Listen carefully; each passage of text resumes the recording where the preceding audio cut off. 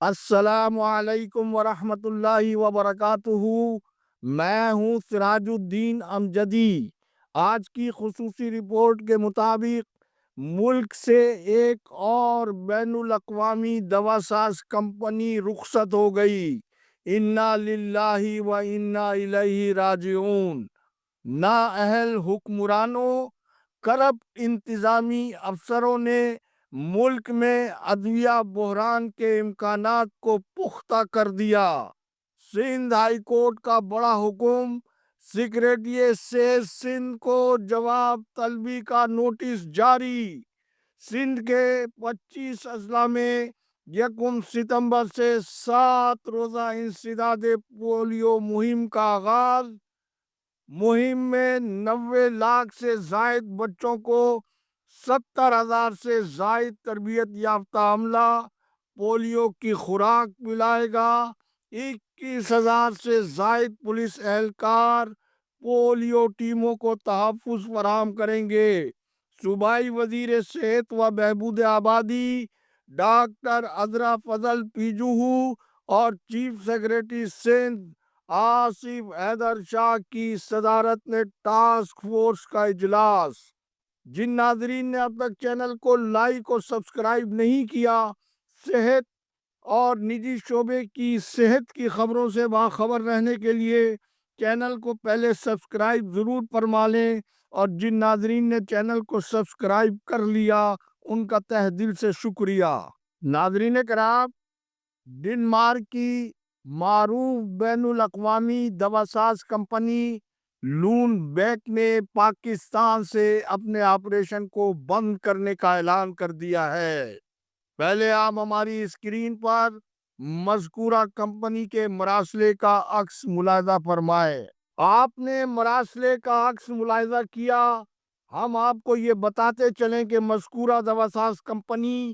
اعصابی اور نفسیاتی امراض کی ادویہ کی تیاری کی وہ کمپنی تھی جو ملکی ضروریات کو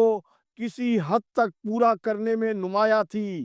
پھر یہاں آپ کو یہ بھی میں بتاتا چلوں کہ اس وقت ملک میں ادویہ سازی کے خام مال کی ترسیل میں بھارت بہت بڑی رکاوٹ ہے، جبکہ قومی دوا ساز ادارے لازمی دواؤں کی تیاری کے لیے امریکہ، یورپ اور چین سے جو خام مال منگوا رہے ہیں ان کی قیمت بہت زیادہ ہے، اور اسی طرح مذکورہ ممالک کی فنش پروڈکٹس بھی ڈالر ریٹ زائد ہونے کی بنا پر پاکستان کی میڈیسن مارکیٹ سے مطابقت نہیں رکھتی ہے۔ صورتحال یہ ہے کہ طبی مشینری، طبی آلات، سرجری میں استعمال ہونے والی بے ہوشی کی دوا سمیت ڈسپوزیبل سرجیکل آئٹمز کی دستیابی کا ملک میں بحران پیدا ہونے کا قوی امکان پیدا ہو چکا ہے، جو ہمارے حکمرانوں کی نااہلی، ڈرگ ریگولیٹری اتھارٹی پاکستان اور محکمہ صحت کے افسران کی کرپشن کا شاخسانہ ہے۔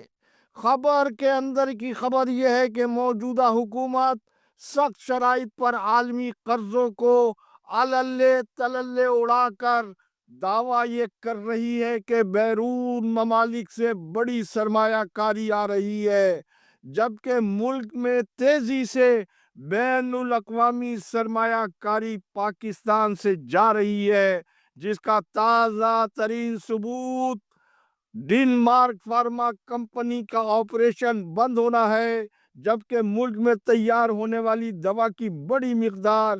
غیر معیاری اور غیر مؤثر ہے۔ ملک کے قیام کو 78 سال گزرنے کے باوجود موجودہ حکومت سمیت ماضی کی کوئی بھی حکومت عوام کو سستا اور معیاری نظام صحت دینے میں مکمل طور پر ناکام رہی ہے۔ تماشا تو یہ ہے کہ حکومت ملک میں ادویہ کی قیمتوں پر حقیقی کنٹرول کرنے کے بجائے سیاسی اسکورنگ کو تو اچھی طرح کر لیتی ہے، لیکن آج 25 کروڑ عوام کا یہ سب سے بڑا مسئلہ ہے کہ نجی شعبہ صحت کو آج تک حکومت قانون کے دائرے میں نہیں لا سکی ہے۔ جو سیاسی جماعتیں انتخابات کے موقع پر صحت کے حوالے سے بہت بلند بانگ دعوے تو ضرور کرتی ہیں، لیکن نجی شعبہ صحت کی خدمات کو کنٹرول کرنے کے لیے نہ تو آج تک کوئی قانون سازی کی گئی ہے اور نہ ہی کوئی میکینزم تیار کیا گیا ہے۔ اب آپ خود یہ فیصلہ کر لیں کہ حکومت کا کام صرف دوا کی قیمتوں کو کنٹرول کرنا نہیں، بلکہ نجی شعبہ صحت کے علاج معالجے کی قیمتوں کا تعین بھی کرنا خود حکومت کی ذمہ داری ہے۔ ناظرین کرام، سندھ ہائی کورٹ نے صوبے میں قانون کے بجائے طاقت کی حکمرانی اور کرپشن اور لاقانونیت کے بے لگام عہد حاضر میں سیکریٹری صحت سندھ ریحان اقبال بلوچ کو جواب طلبی کا نوٹس دے کر جہاں محکمہ صحت کے فرشناس زخم خوردہ ملازمین کے بنیادی ترقی کے حق کے راستے کو ہموار کیا ہے، وہیں ان مظلوم کے زخموں سے رشتے خون پر مرہم بھی رکھ کر ان کی نا امیدی کو اللہ کے حکم کے مطابق امید سے بدلا ہے۔ پہلے آپ ہماری اسکرین پر جواب طلبی کے نوٹس کا عکس ملاحظہ فرمائیں۔ آپ نے جواب طلبی کے نوٹس کا عکس ملاحظہ فرمایا۔ یہی طرز عدل پاکستان کو آگے لے جانے کا واحد راستہ ہے۔ میں یہاں یہ بھی بتاتا چلوں کہ ماضی میں بھی باب الاسلام سندھ کی اسی ہائی کورٹ نے محکمہ صحت کے مذکورہ ملازمین کو زر کے زور پر دی جانے والی ترقیوں پر چیف سیکریٹری سندھ کو جو حکم دیا تھا، اس عدالتی حکم پر مکمل عمل درآمد نہ ہونے کی صورت میں یہ نوبت آج پیش آئی ہے، جس میں مسلسل محکمہ صحت کی انتظامی مشینری نے 3 ماہ کی مہلت کو 5 ماہ تک طویل کر کے عدالت کو مشتعل کرنے کا کوئی موقع نہ چھوڑا۔ لیکن سندھ ہائی کورٹ کو سلام ہے، جس نے قانون اور عدلیہ کے وقار اور تقدیس کو برقرار رکھتے ہوئے نظام عدل کو برقرار رکھ کر پاکستان کو مستحکم بنانے اور رکھنے میں اپنے حلف کی پاسداری رکھی، نہ کہ چند ماہ قبل وزیر اعلیٰ سندھ سید مراد علی شاہ کی طرح مافیا کی حمایت میں توہین عدالت کے ارتکاب کی دھمکی تک دینے سے گریز نہیں کیا گیا۔ آپ خود بتائیں، عوام کے منتخب نمائندوں کا مرضی کے خلاف فیصلہ آنے پر کیا یہی طرز عمل ہونا چاہیے؟ آج تک کے لیے اتنا ہی۔ سندھ ہائی کورٹ میں محکمہ صحت کی جانب سے ترقیوں کی جزوی فہرست پر انشاءاللہ جمعے کو میں مزید حقائق پر مبنی رپورٹ آپ کی خدمت میں پیش کروں گا۔ ناظرین کرام، آج کی رپورٹ کے آخری حصے میں حکومت سندھ کے سرکاری ملازمین کے سندھ سروسز اسپتال کراچی میں 3 کرپٹ کائکا کے اندھوں میں کانے راجہ ڈاکٹر سکندر اقبال کی نوسر بازیوں کے وہ حقائق جو دوسرے چھپا کر مال بناتے ہیں، لیکن LDN ارباب اختیار سمیت اپنے ناظرین کو اصلاح احوال کے لیے حقائق بتاتا اور دکھاتا ہے۔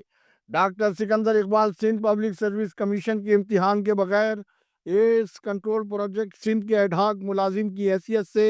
ایک اجتماعی درخواست کے نتیجے میں سندھ ہائی کورٹ کے فیصلے پر 2017 میں ریگولرائز ہوئے، لیکن 2024 میں وہ گریڈ 17 سے گریڈ 19 میں ترقی بھی پا گئے، جو حیران کن ہی نہیں بلکہ بہت بڑا سوالیہ نشان ہے۔ اسی طرح کورونا 19 کی عالمی وبا میں ان کی دوسری اہلیہ ڈاکٹر فرد جہاں 98 ڈیز کی ایڈاک ملازم کے طور پر سندھ سروسز اسپتال میں بھرتی ہوئی، لیکن گھر بیٹھے تنخواہ وصول کرنے کے بعد ایک حالیہ پبلک سروس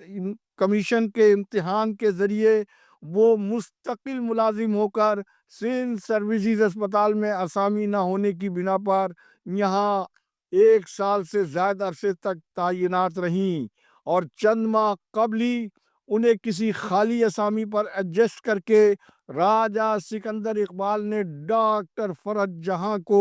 سونے کی کان یعنی ری ایمبس سیکشن کا دروغہ بنا کر اپنی صف میں شامل کر لیا ہے، اور اب صورتحال یہ ہے کہ ایک ہی صف میں سب کھڑے ہو گئے، نہ کوئی بندہ رہا نہ بندہ نواز۔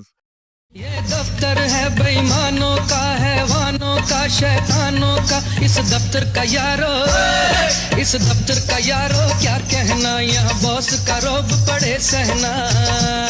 گھومے باس کی بیوی کاروں میں، کھڑا باقی اسٹاف قطاروں میں۔ واضح رہے کہ راجہ سکندر اقبال لوکل پرچیز کی پرچیوں کے ذریعے جو کھانچے مارتے ہیں اس کا علم اسپتال کے ملازمین کو ہی نہیں، ان کے ہم پلہ افسران ڈاکٹر انیلا جتوئی، ڈاکٹر شمائلہ کو بھی نہیں۔ عملی صورتحال کی تصویر کچھ یوں ہے کہ صاحب اور میڈم صبح کا ناشتہ ہسپتال میں آ کر صاحب کے دفتر میں کرتے ہیں، اور اسپتال کے مریضوں کے کچن سے ہی نہ صرف دوپہر کا کھانا کھایا جاتا ہے بلکہ رات کا کھانا پیک کر کے عملہ گاڑی میں بھی رکھ دیتا ہے۔ اور جب یہ جوڑی راجہ صاحب کے دفتر میں ہوتی ہے تو مجال ہے کہ کوئی ماتحت عملہ سرکاری کام سے بھی ان کے دفتر میں داخل ہو جائے۔ یہ سرکاری ملازمین کا اسپتال ہے یا سرکاری ڈاکٹر فیملی کی اقامت گاہ، اس کا فیصلہ آپ خود کر لیں۔ آج 28 اگست کو drug inspector south Karachi Sajid Memon کی جانب سے کالا پل کے پاس محکمہ سے سندھ کی گرین پیک کی سرکاری دوا پر چھاپا اور بارآمدگی وہی معاملہ ہے جس کی ایل ڈی این کی جانب سے 8-10 روز پہلے ہی آپ کو بتا دیا تھا۔ مزید تلخ خیز رپورٹس اور خبروں کے لیے جمعے تک کے لیے اجازت دیجیے۔ اللہ حافظ۔ پاکستان زندہ باد، کرپشن مرد آباد، عوام و افواج پاکستان پائندہ باد۔